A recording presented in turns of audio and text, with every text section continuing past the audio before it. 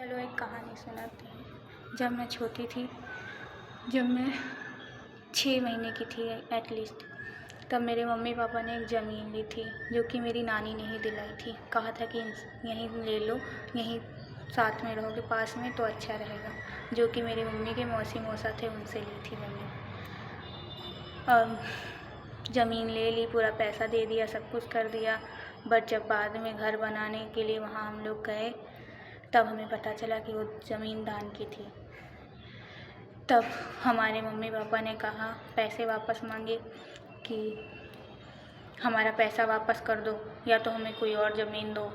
तो उन लोगों ने मना कर दिया। एटलीस्ट ये सो कॉल्ड बुढ़िया जो मेरी नानी कहलाती है, ये कह रही है, अरे बेटा क्या करना है, अब तुम्हारा नसीब ही ऐसा है। मतलब वो अपनी बहनोई को देख के अपनी बेटी को भूल गई। और बात यहीं पर ख़त्म नहीं हुई। आगे जा कर के जो इनकी सो कॉल्ड बेटी, मेरी नानी की जो बेटी मेरी मौसी लगती है, मुझे तो मौसी कहने का मन भी नहीं करता, उसको उसी घर में प्यार हो गया। जिन लोगों की वजह से इतना कुछ बुरा हुआ, हमारा ज़मीन फंसा, इतनी लड़ाई हुई, इतनी सब कुछ हुआ, इतना केस, सब कुछ मुकदमा, हर चीज़ हुआ। और वो नेता था, इसलिए हमारा केस कुछ हो नहीं पा रहा था। वो पैसे खिला देता था पुलिस को हर बार और वकीलों को भी, इसलिए हमारा केस हो नहीं पाता था। बट कुछ समय बाद इस सुमन को उसी घर में प्यार हो गया।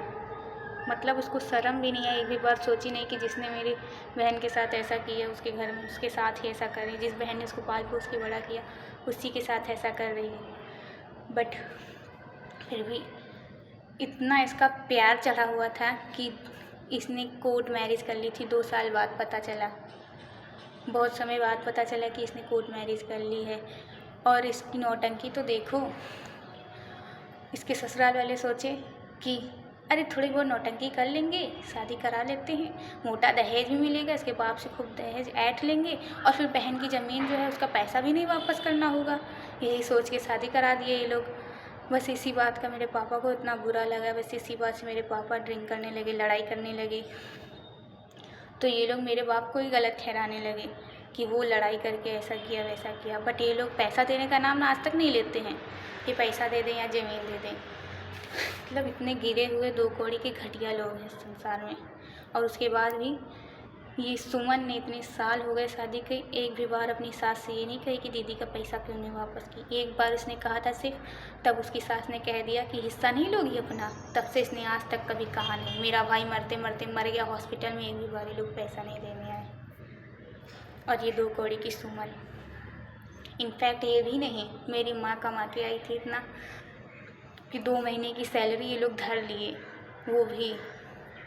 और उसके बाद भी उसके बीच में भी कितना कितना बुरा किए मेरे घर वालों के साथ। फिर भी इन सब में गया किसका? मेरा गया। मेरा परिवार बर्बाद हुआ, मेरा भाई गया। मैं माँ बेटी आज इतना झेले हैं, इन लोग का कुछ नहीं जाता है। और उसके बाद भी आज ये लोग हमें बता रहे हैं, सहारा देने आए हैं ये लोग, ये हमें सहारा देंगे। हमारा ही खा के हमें ही बता रहे हैं सहारा देने आए हैं।